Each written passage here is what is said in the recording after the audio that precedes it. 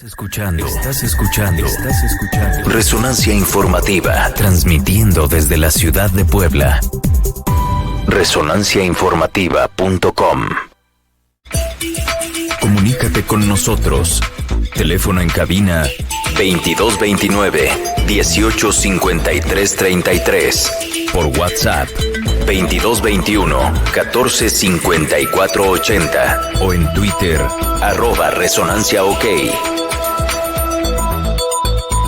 Resonanciainformativa.com. Visita resonanciainformativa.com. En Facebook, Resonancia Informativa. Y en Twitter, @ResonanciaOK.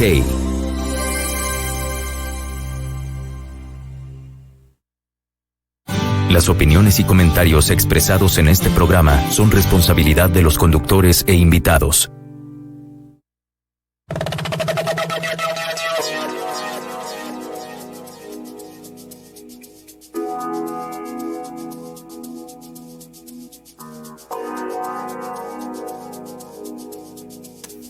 Muy buenos días a todos nuestros amigos de Resonancia Informativa. Como siempre, les doy la más grata bienvenida a este programa esta mañana. Un miércoles más de aprendizaje, un miércoles más de conocimiento. Y bueno, ya saben, ¿para qué les digo lo que siempre les digo? Este programa de puro cuate. Así que bueno, esta mañana tenemos como invitado especial al programa al magistrado presidente del Tribunal Electoral del Estado de Puebla. Nada más y nada menos que mi queridísimo Gerardo Saravia Rivera. Gerardo, bienvenido, buenos días. Gracias, Ana Luisa, muy buenos días, gracias por la invitación. Oye, pues tenemos un tema, porque además mucho se habla en esta época, en este país y en la situación en la que estamos. Sí. Tenemos como muchos temas ahí complicadones y bueno, un poco... Explícanos primero, vamos a tratar de ordenar ideas porque así como que de bote pronto yo quiero preguntarle a Gerardo, bueno, tantas cosas, pero bueno, finalmente pues el auditorio nos va a ayudar, nos va a seguir, gracias a todos los que ya están conectados esta mañana. Gerardo, primero cuéntanos, ¿quién es Gerardo Saravia?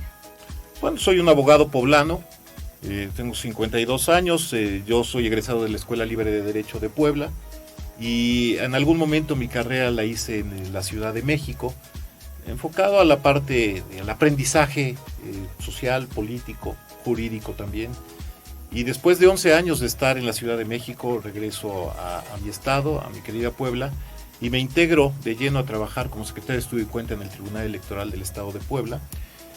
Y pues ahí la materia electoral me absorbe, es algo maravilloso. Yo creo que uno no escoge a la materia electoral, sino la materia electoral lo escoge a uno. ¿Sí lo crees así? Sí, ¿en sí, verdad bueno, así? En el caso concreto, en el mío, se me facilitó muchísimo, es algo que me hace feliz, que me gusta mi trabajo, creo que lo hago medianamente bien, me procuro superarme todos los días en ese sentido, y bueno, pues me enamoré de esta materia y estudié algunos cursos relacionados con la materia electoral.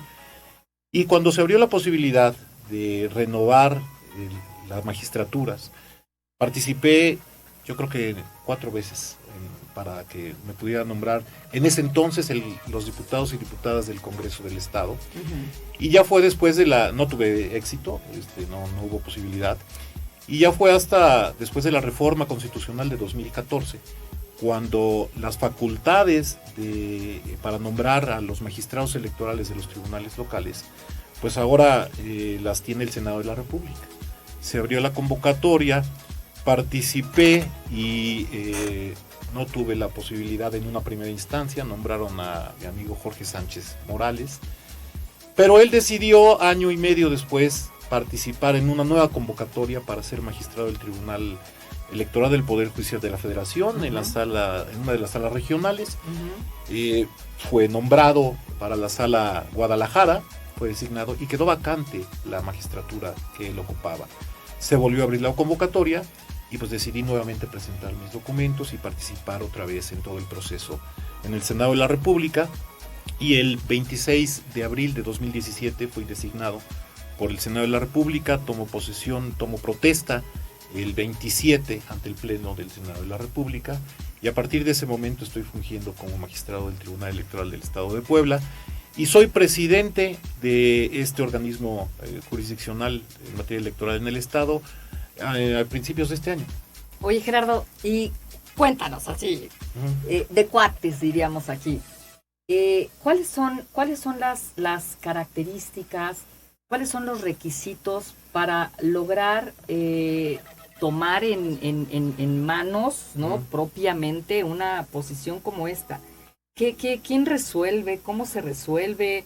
¿Qué es lo que se valora de una persona, de un profesionista para tomar estos cargos, estos puestos? Pues mira, las convocatorias que emite el Senado de la República cuando se abren las vacantes correspondientes están normadas evidentemente por lo que dice la Constitución, el 116 de la Constitución, 41, y la Ley Federal de Procedimientos, de Instituciones y Procedimientos Electorales, que establece cuáles son los requisitos mínimos. Ser mexicano, ser originario o vecino, pues por más de 5 años del estado por el cual uno va a participar.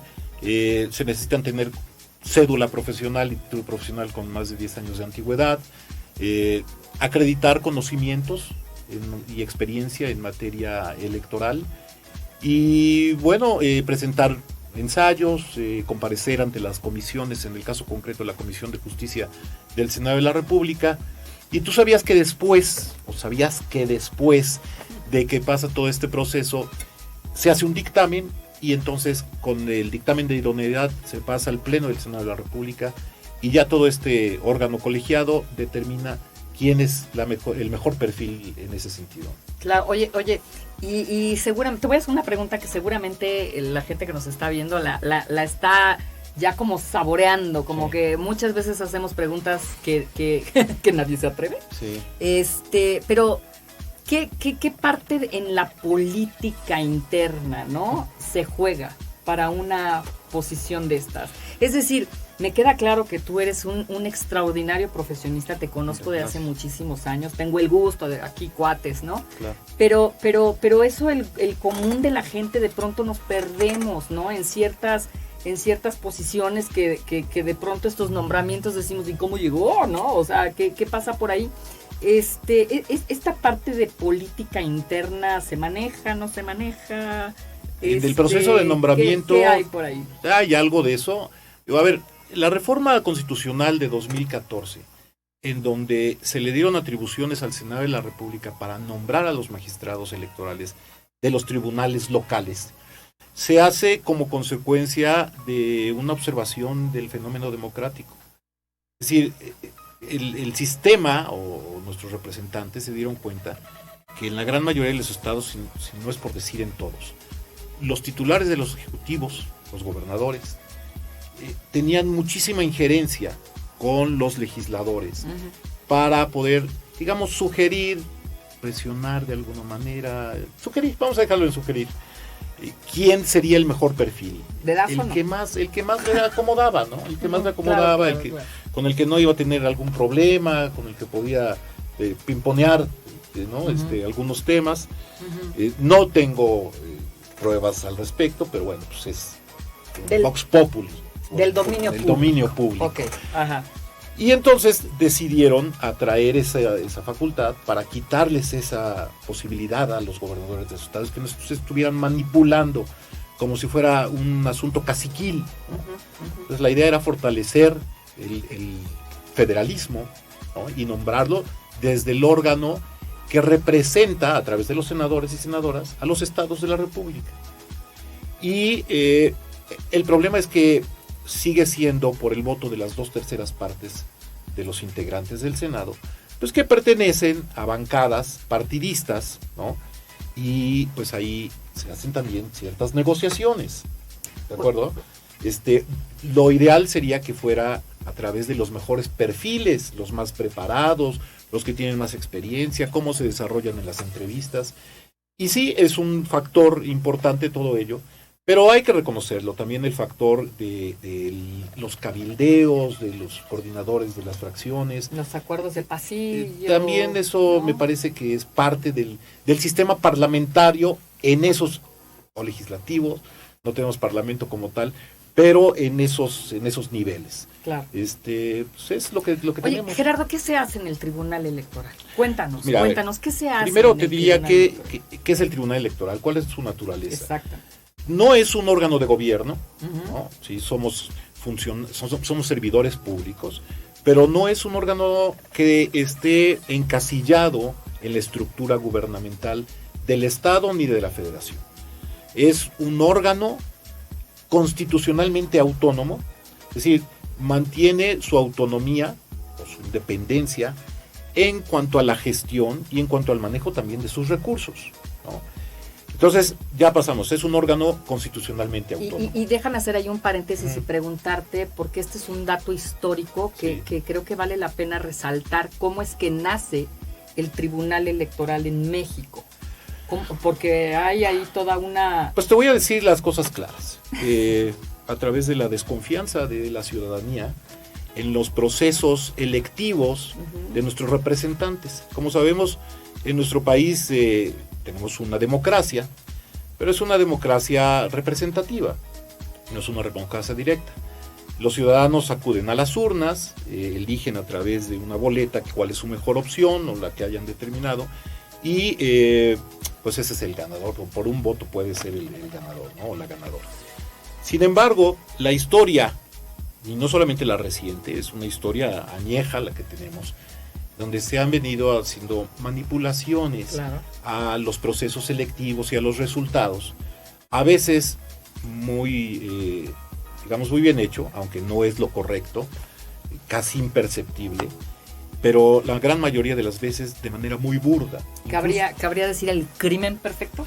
Pues sí, pues ni tan perfecto. Muy burda y además con visos de violencia, Ujú. durísimo, ¿no? Entonces la ciudadanía poco a poco ha ido perdiendo la confianza en sus autoridades. Ya no hay legitimación, aunque ganen por un voto, pero no cuentan con el respaldo ni con la simpatía de los ciudadanos para que cuando se echen a andar las medidas, ya sea legislativas o de políticas públicas, pues puedan contar con el respaldo, con la aprobación de toda la sociedad, o por lo menos, al menos de quien los eligió. Entonces, esta desconfianza fue creciendo cada vez más, hasta que se percibía un descontento social muy peligroso, porque cuando no se dan los procesos selectivos de nuestros representantes por una vía, digamos, civilizada, como son las elecciones, respetando el voto, la ciudadanía se prende, ¿no? Empieza a haber violencia y esto puede derivar en un problema social gravísimo, revoluciones. Basta recordar la época de Madero, ¿no? de Francisco I. Madero, cuál era su lucha fundamental, el respeto al proceso electivo en el cual él se decía que había sido vencedor y no se le reconoció, y entonces ahí empezó a derivar en una serie de, digamos, incendios sociales en todo el país, hasta que esto deriva en el inicio de la Revolución Mexicana, el 18 de noviembre de 1810, aquí precisamente en nuestra ciudad de Puebla. Entonces, para tratar de evitar que eso no suceda, se crean organismos que no están ahora, que originalmente estaban bajo el poder del Estado. Por ejemplo, en 1990 que se crea el IFE, ahora el INE, anteriormente las autoridades electorales, había una comisión electoral, no sé si te recuerdes, y esa comisión electoral estaba a cargo del secretario de Gobernación. Entonces, hacían muy bien su trabajo, pero lo cierto es que la gente no confiaba ya. Pues veníamos de todo el asunto del fraude patriótico de Chihuahua, la caída del sistema en 1988. Entonces, nadie se la creía lo que había pasado, ¿no?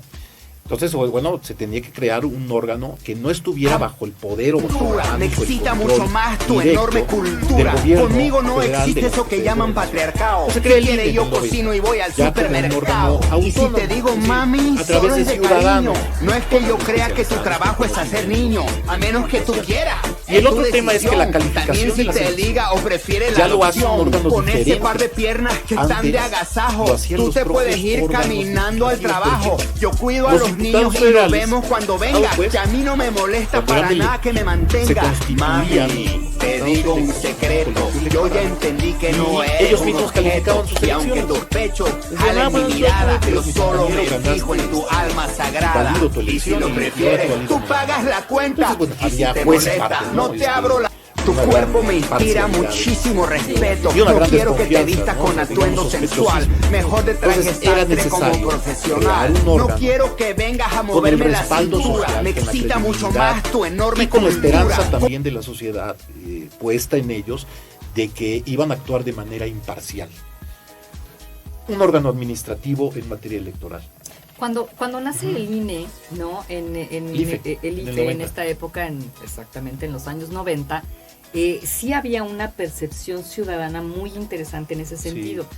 De alguna manera estaban haciendo un órgano de control y de supervisión, ¿no? Que iba a velar porque estos procesos democráticos se llevaran acorde y con todo el respeto a lo que la ciudadanía estaba esperando de una elección popular, ¿cierto? Sí. Al final, los ciudadanos lo que estábamos haciendo y lo que seguimos haciendo es convocar a las urnas, ¿no? El poder estatal nos convoca a las urnas para que nosotros emitamos nuestro sufragio y podamos elegir libremente a quien creemos que es la mejor opción.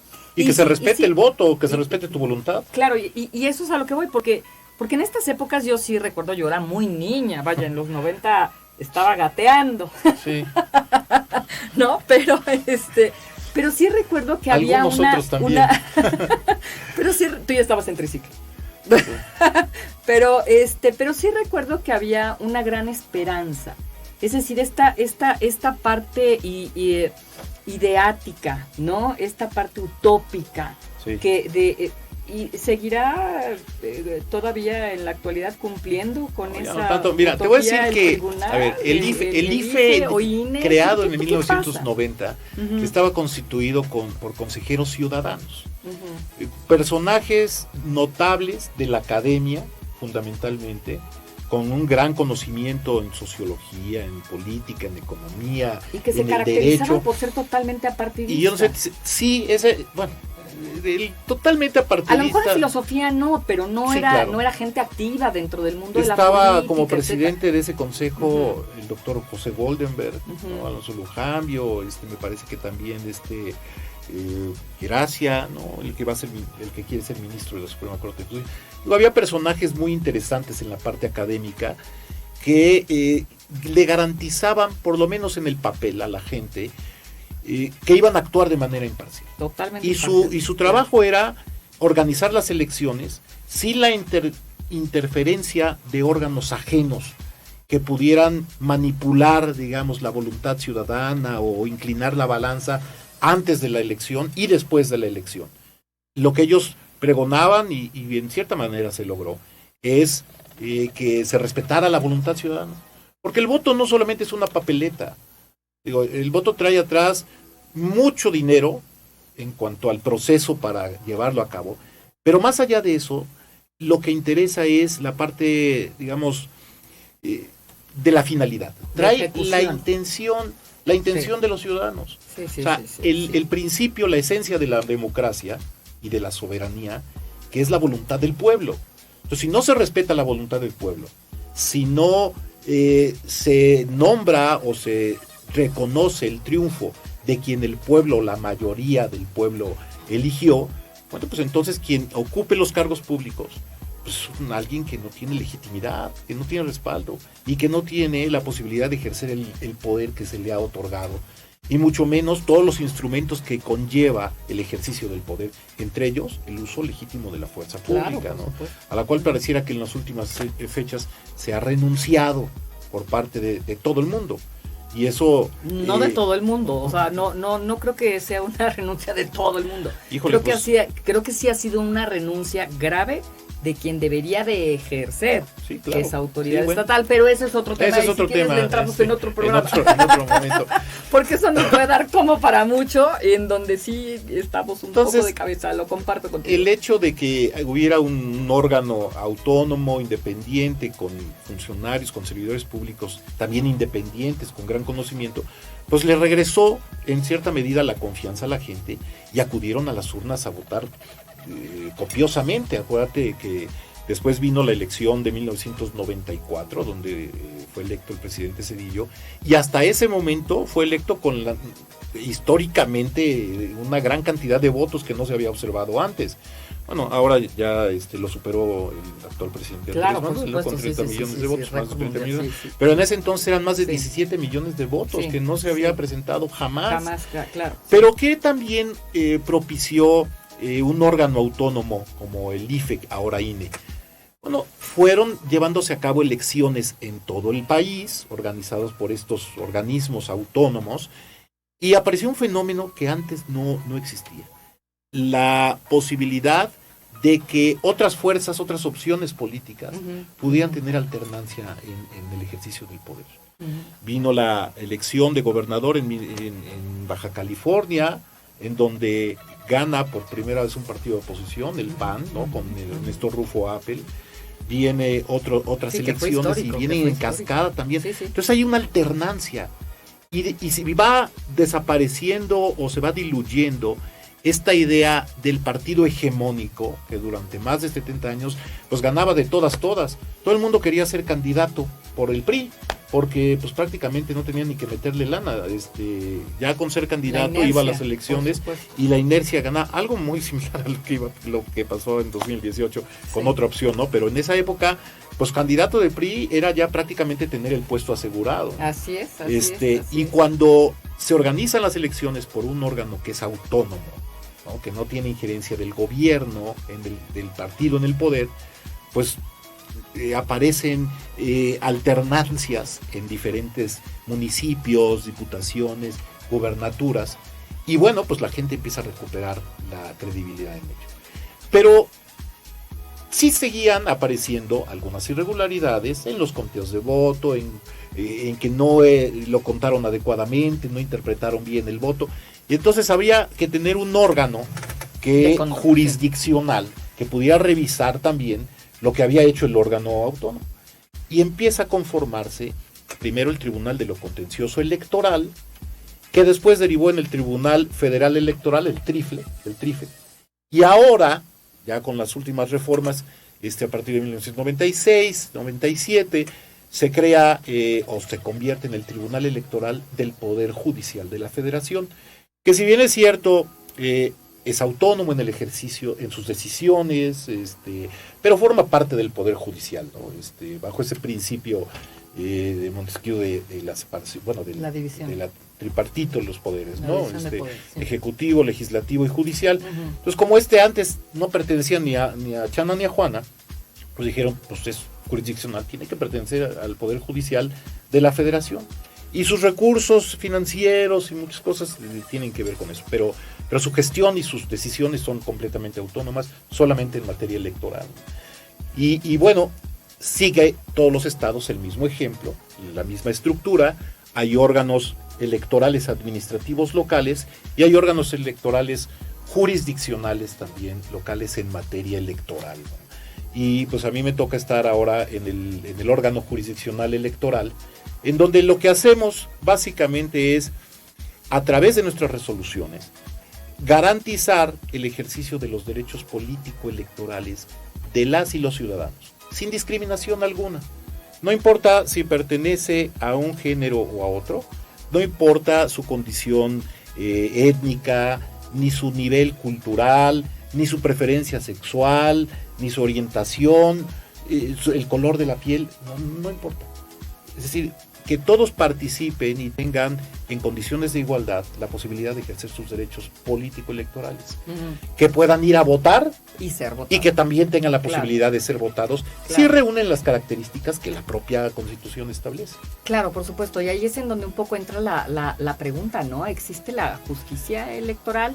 O sea, es decir, en esta situación que tú acabas de señalar y que además hay que puntualizarla, hay que resaltarla, ¿no? En el hecho de mis derechos políticos para votar y ser votado. Híjole, ¿cuántos escenarios tenemos hoy día en los que nos damos cuenta de esta situación tan efervescente, ¿no? Que encontramos en el mundo electoral? Sí, ¿cómo ves tú la justicia desde la práctica, Gerardo? ¿Existe la justicia electoral? Sí existe. Para eso están estos órganos que te menciono, el Tribunal Electoral del Poder Judicial de la Federación y los tribunales electorales locales en materia electoral. Nuestro papel, nuestra labor es precisamente esa, la de impartir justicia y garantizar que los derechos político-electorales de los ciudadanos y las ciudadanas se ejerzan a plenitud, sin ninguna restricción, o cuando haya una restricción, analizar si esa restricción está justificada por la propia ley. Ahora, ¿por qué? Y entiendo muy bien tu pregunta, ¿por qué la percepción de que los tribunales electorales suelen no ser justos? Pues es que, a ver, hay que ser muy práctico. La historia la construyen los vencedores, siempre, ¿no? Los vencidos, ¿no? Siempre, claro. Pero queda la huella y quedan los antecedentes de lo que ha venido siendo históricamente, qué fue lo que aconteció. En materia electoral, y yo creo que en todo lo que signifique la parte jurisdiccional, hay un principio que es el principio de definitividad. Es decir, nos hemos dado una serie de instrumentos procesales para poder hacer valer nuestros derechos cuando creamos que han sido violentados. Y esos son los medios de impugnación. Hay una ley general del sistema de medios de impugnación en materia electoral. Algo que debe de hacerse es reducirle el nombre, porque es un galimatías, ahí como se dice, ¿no? Entonces no es muy práctico. Pero ahí se establece qué es lo que puede uno hacer, cómo impugnar cuando nosotros sintamos que se han violentado los derechos político-electorales. Decisiones de los órganos administrativos locales que no siempre se ajustan a la ley, los podemos revisar nosotros cuando son impugnados, a través de apelaciones. En su momento, después de las apelaciones, se puede ir a la instancia federal a través de un juicio de revisión constitucional. Y si aún se considera que la resolución de esta última instancia no es la adecuada, todavía tiene una última opción que es el juicio de reconsideración, el recurso de reconsideración ante la sala superior. Pero hay otro instrumento que es maravilloso. Si recordarás, en materia electoral, la Constitución prohíbe o no permite el juicio de amparo. Hay una improcedencia en ese sentido. Entonces, ante la falta de un medio adecuado, idóneo para poder garantizar que en materia electoral tus derechos humanos de votar, ser votado, cuando reúnes los requisitos, se crea un instrumento maravilloso que es el juicio para la protección de los derechos político-electorales del ciudadano, mejor conocido como JDC. En materia electoral tenemos esta inclinación a ponerle nombresotes, ¿no? Pero bueno, para más practicidad, más pragmatismo, es el JDC. Y a través de él, cualquier ciudadano, cualquier ciudadana puede hacer valer sus derechos político-electorales. ¿Por qué la pregunta de si existe la justicia electoral? Porque me parece que dentro del tribunal, ¿no? Sí. Y dentro de estas instituciones que vemos cada día más debilitadas en el país y que definitivamente la ciudadanía ya poco cree en ellas, ¿no? Existe la percepción social. Sí. Entonces, me parece que no lo digo yo. Te voy ahí hay un... Sí, te voy a interrumpir. No me Sí. No. No, porque la que te voy a interrumpir soy yo. Nos vamos a un corte y regresamos con Te salvó la campana.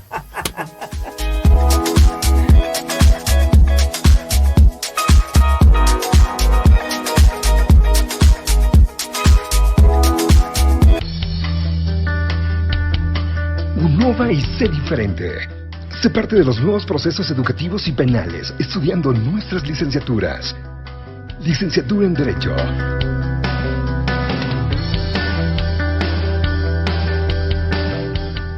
Si estás dentro de los sistemas de seguridad, necesitas ser más competitivo. Desde tu computadora o teléfono, estudia la licenciatura en Seguridad Pública. Para adaptarse a las nuevas condiciones del sistema de justicia, debes estar preparado y en tan solo 1 año 4 meses serás un especialista y maestro en Sistema Penal Acusatorio.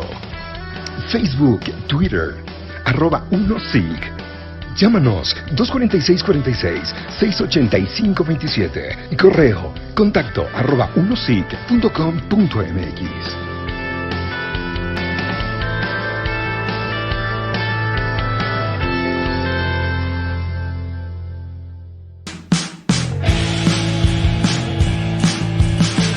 No te puedes perder todos los miércoles el programa Los Aguadores de 7 a 8 de la noche a través de Resonancia Informativa.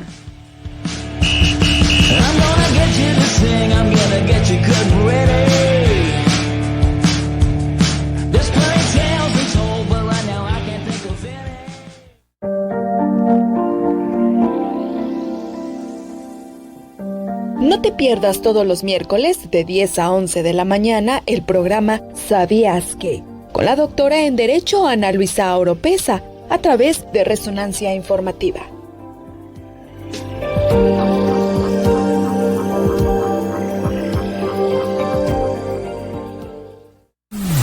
Escucha resonanciainformativa.com.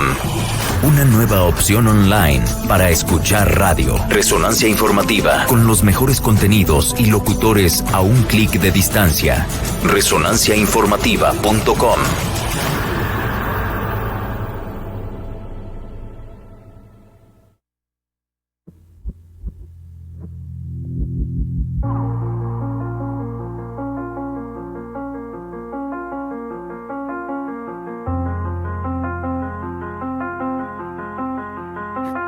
Pues ya estamos de regreso. Muchísimas gracias a toda la gente que nos sigue por las redes sociales, vía /programática Resonancia Informativa, vía Resonancia Informativa, nuestros muros personales. Gracias por todos sus comentarios que estamos recibiendo a través de Facebook. Principalmente es la plataforma número 1 de transmisión de este programa.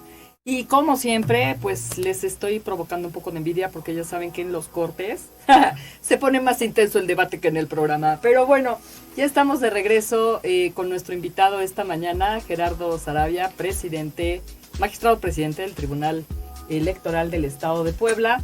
Y bueno, nos quedamos ahí entrampados con el tema de la percepción social. Sí. ¿Y qué hay con esta percepción? Porque antes de que me interrumpieras, sí, gracias, y de que producción nos mandara a un corte, yo quería plantear esta pregunta. Es decir, ¿qué hace una institución en esta época? Fíjate bien, en esta época en donde la ciudadanía tiene ya por los suelos al concepto de autoridad, en donde la ciudadanía ya no cree en nuestras instituciones, en donde cada vez las vemos más debilitadas, más laceradas, con menos fuerza, con menos credibilidad. Sí. ¿Qué es lo que se hace ante una percepción social de ese tipo y cómo se resuelve desde una postura tan complicada como la de ustedes?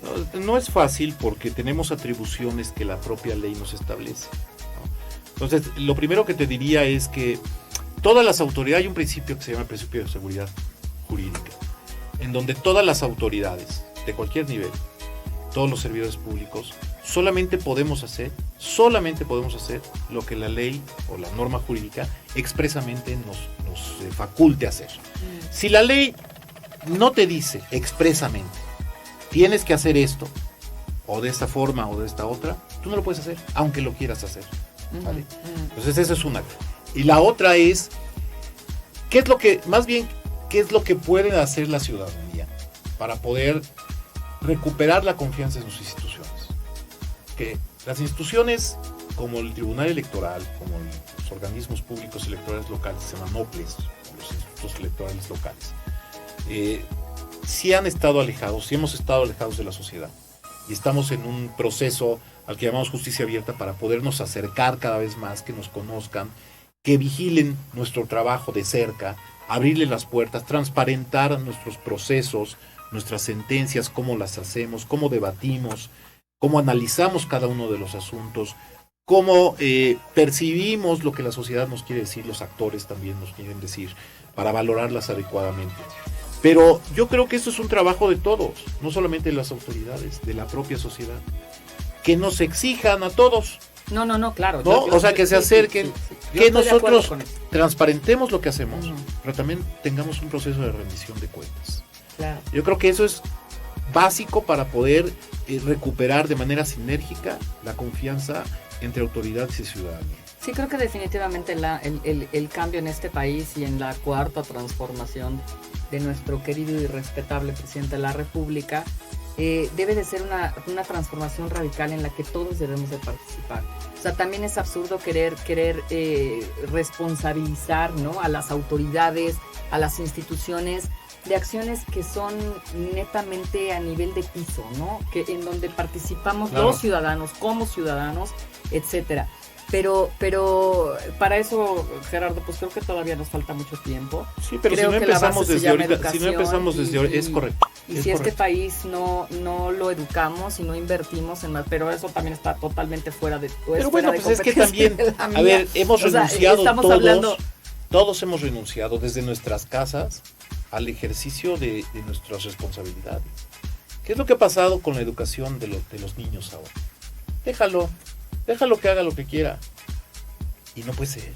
Claro, no puede ser. O sea, tampoco se trata de restringirlos hasta asfixiarlos.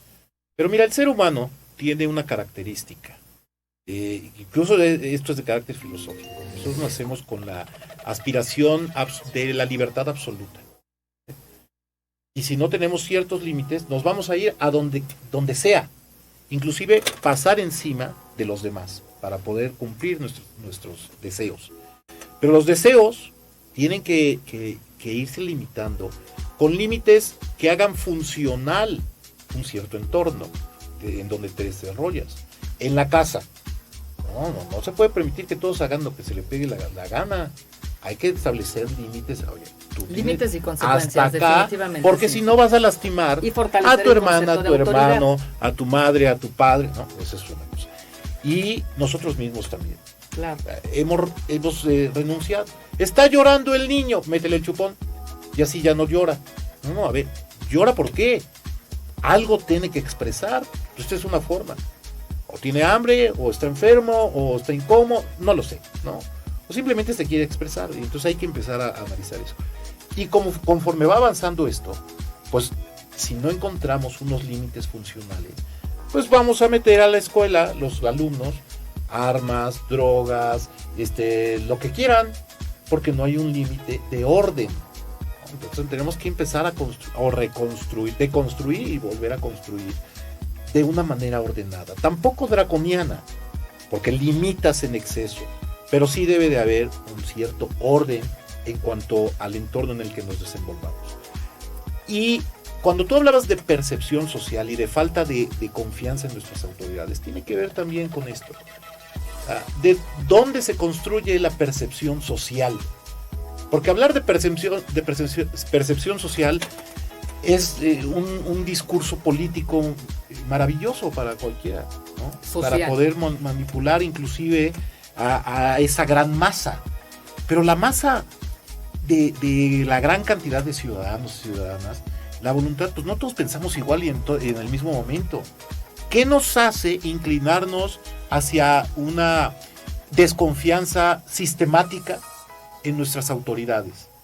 Qué difícil posición la del tribunal, ¿no? En las elecciones pasadas, porque finalmente la percepción social parte de este subjetivismo, en donde tú te sumas a lo que los demás de alguna manera están expresando, claro, a través de conductas, de acciones, etcétera, etcétera, y vas tejiendo ese entramado gigantesco en donde pareciera ser que todos vemos las cosas del mismo color y finalmente no es así. Y no es así, pero además, a ver, por eso hay principios que la ley máxima de nuestro país, que es la Constitución Política de los Estados Unidos Mexicanos, y de cuál derivan todas y están sujetas a la propia Constitución, establecen para el actuar en materia electoral. ¿Cuáles son esos principios? Uno, que destruye la subjetividad, la objetividad, ¿no? La legalidad, el apegarte a las normas estrictamente, a lo que dice el tipo, digamos, ¿no? La certeza, la transparencia, la máxima publicidad, la imparcialidad y la independencia. Claro. ¿Cómo puede ser un órgano autónomo en el papel, independiente, si no puede ejercer sus recursos públicos, salvo yendo a las instancias financieras de los estados a negociar tu presupuesto? O sea, no puede ser. Los presupuestos tienen que darse bajo dos condiciones mínimas: que haya disponibilidad, ¿no? O sea, la proyección financiera de lo que se percibe a través de las contribuciones y de los impuestos globales. Por supuesto. Y por otra parte, que haya una necesidad. Y que además ahora el presupuesto ha sido totalmente manipulado también y totalmente politizado, Gerardo. Cuando se hizo la reforma constitucional en el 2014, que te decía, se le quiten las atribuciones a los gobiernos de los estados para dárselas al Senado de la República en el nombramiento, se dejó coja esa reforma, porque pues se dejó la obligación de dar presupuesto a estos órganos, pero a los gobiernos de los estados. Pues ya no los nombra, pero los tienen aquí agarraditos, o nos tienen aquí agarraditos, de cuánto nos van a dar de presupuesto y a cambio de qué, ¿no? Exactamente. Entonces, lo ideal sería que desde el presupuesto de egresos de la Federación, pues nos dieran un etiquetado, ¿no?, de cómo vamos a ejercer los recursos, pero con recursos federales. Y comprobamos a nivel federal también. De esa manera no tenemos que depender de los gobiernos de los estados o de la veleidad de los gobiernos de los estados. Porque hay gobiernos de los estados que son muy bondadosos, digamos, en cuanto al presupuesto que le asignan a esos órganos. Pero hay otros que no. Puebla ha sido tradicionalmente un estado que castiga sus órganos electorales en cuanto al presupuesto. Y esto hace, por supuesto, que la percepción ciudadana entienda una cierta manipulación, entienda la mano negra que no necesariamente ahí, te voy a llamar por teléfono para decirte dicta en uno o en otro sentido. Pero pues sí nos restringe la posibilidad de, por ejemplo, a nosotros nos gustaría ir a las comunidades, a presentarnos, a que conozcan a sus autoridades locales, a que sepan lo que estamos haciendo, a escuchar sus demandas, incluso a resolver allí mismo, delante de todos. Pero para eso necesitamos mover toda una estructura de secretarios de cuentas, secretarios instructores, los magistrados. No tenemos que viajar en algo de lujo, pero sí poder acudir, contar con la posibilidad de ir. Si no tenemos recursos para hacerlo, no se puede hacer. O sea, es prácticamente imposible. O sea, ir a las universidades. Déjame preguntarte algo aquí. Ningún funcionario público está dispuesto a gastarse su tanque de gasolina, las llantas de su coche, ni su día de trabajo para acudir a una comunidad y hablar con la gente de cuál es su función pública. De hecho es lo que hemos estado haciendo con recursos propios, ¿sí? Con recursos propios, pero no es lo idóneo. No es lo idóneo. Porque es el ejercicio de una función pública. O sea, el problema sería que destinaras un recurso público y no lo comprobaras o no lo acreditaras. O dijeras, me fui a la comunidad de Huauchinango y me gasté 12,000 pesos. Oye, pues ¿en qué te fuiste? O sea, tiene que haber una lógica, una racionalidad en el ejercicio de los recursos. Por eso este concepto que se está manejando actualmente de austeridad, a mí no me gusta. O sea, no me gusta el concepto ni cómo lo denominan. Sí comparto que debe de haber un ejercicio racional, lógico, del dinero que es dinero público, ¿no? Pero tienes que planear. Pero quizá el debate no es en tanto a la austeridad, sino al derroche. Es decir, al exceso. Exacto, al derroche y al exceso. Tiene que haber, por supuesto, forma de cómo ya sea... Yo estoy de acuerdo en que no se le paguen, por ejemplo, celulares a los servidores públicos con dinero público. ¿Por qué?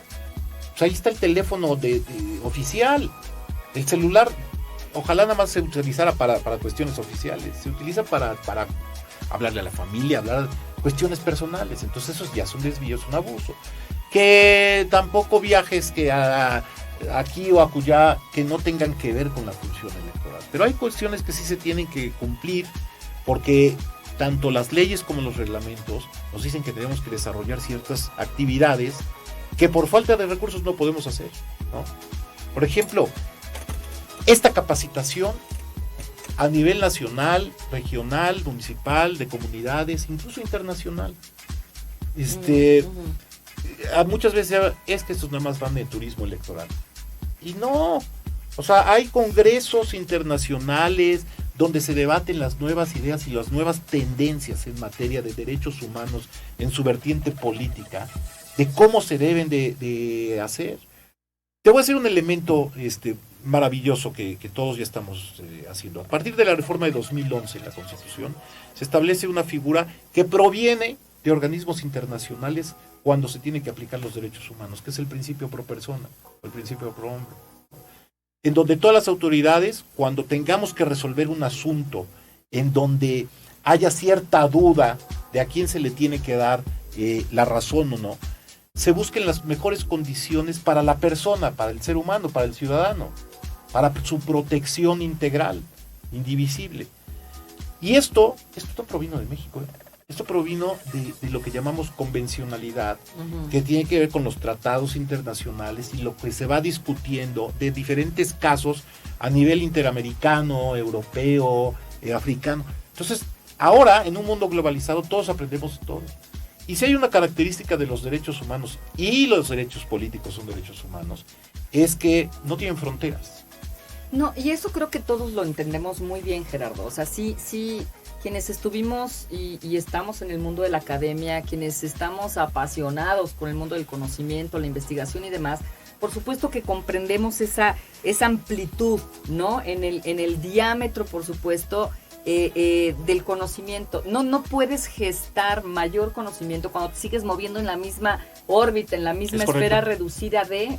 Ampliar el conocimiento significa forzosamente eso, salir, romper fronteras, escuchar otros comentarios, otras ideas, otras opiniones, cómo se mueve el mundo en el otro extremo, y lo que se pueda sumar se va a sumar. Eso creo que nadie lo discute. El tema, por supuesto, con las actuaciones de los funcionarios públicos es justamente ese derroche. Pero a ver, si se encuentran, porque todos ahora ya tenemos la posibilidad... ¿Dónde se ve reflejado de quizá? Que transparentemos y rendamos cuentas, ¿no? Y que se vea por parte de todos cómo se ejerció el mucho o poco presupuesto. Si hay funcionarios, servidores públicos de cualquier nivel, de cualquier instancia, que hayan torcido o desviado el ejercicio de sus funciones para su beneficio o para beneficio de alguien más, pues hay que proceder. O sea, hay que proceder contra ese servidor público, no contra toda la institución. O sea, contra ese servidor público. Que fue un ratero, pues sobre él castíguenlo, sanciónenlo, destituyanlo, inhabilítenlo, establezcanle una multa, lo que la ley establece, lo que la ley dice. Pero no por uno o por dos, nos etiqueten a todos. Mira, yo pertenezco a un órgano colegiado, somos 3 magistrados. Actualmente es una magistrada y somos 2 magistrados. Uno de ellos fue nombrado anteriormente. Se criticó muchísimo la labor de los magistrados anteriores, ¿no? Se criticó mucho y se sigue criticando todavía.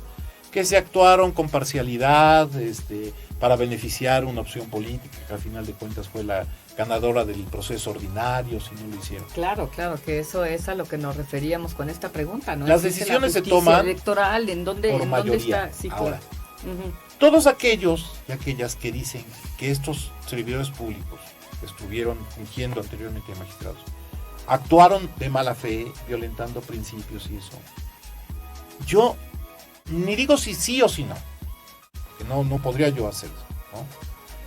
Pero ¿por qué no se ha denunciado? ¿Y por qué no se ha procedido en contra?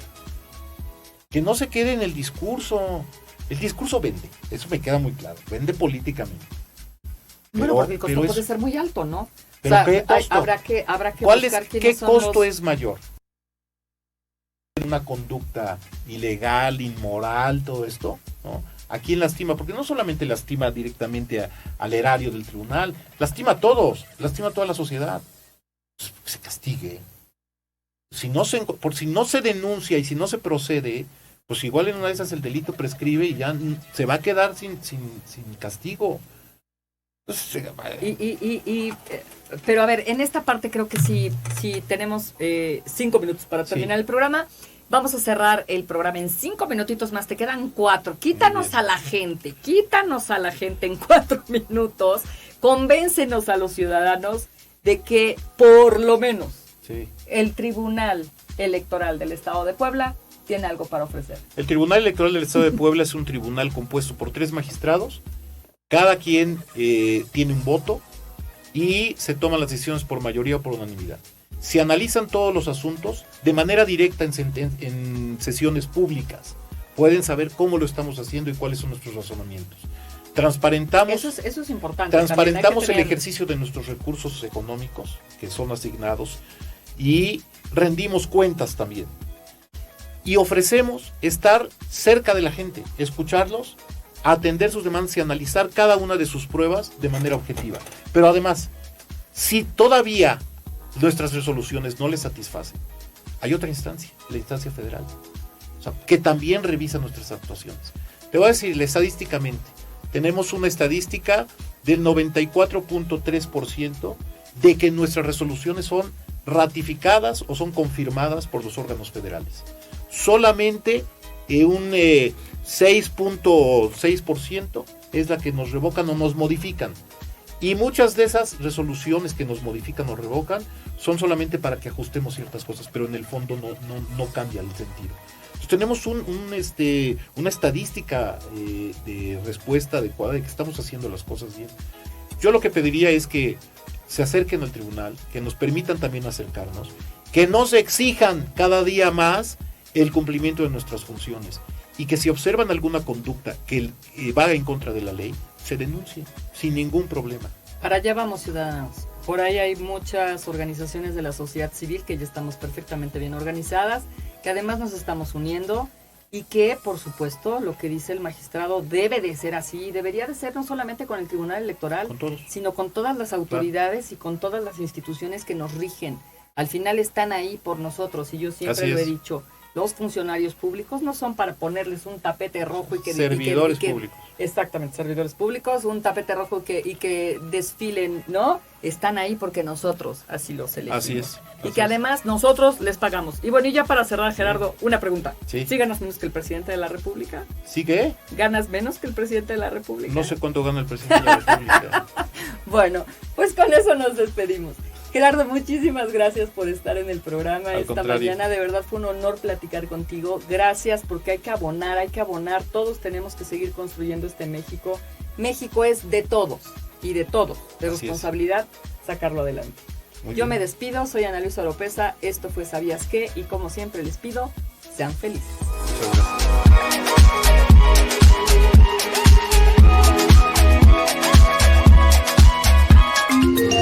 Escuchas Resonancia Informativa. Estás escuchando Resonancia Informativa, transmitiendo desde la ciudad de Puebla. Resonanciainformativa.com. Comunícate con nosotros. Teléfono en cabina 2229-185333. Por WhatsApp 2221-145480. O en Twitter @ResonanciaOK. Resonanciainformativa.com. Visita resonanciainformativa.com. En Facebook, Resonancia Informativa. Y en Twitter, @ResonanciaOK.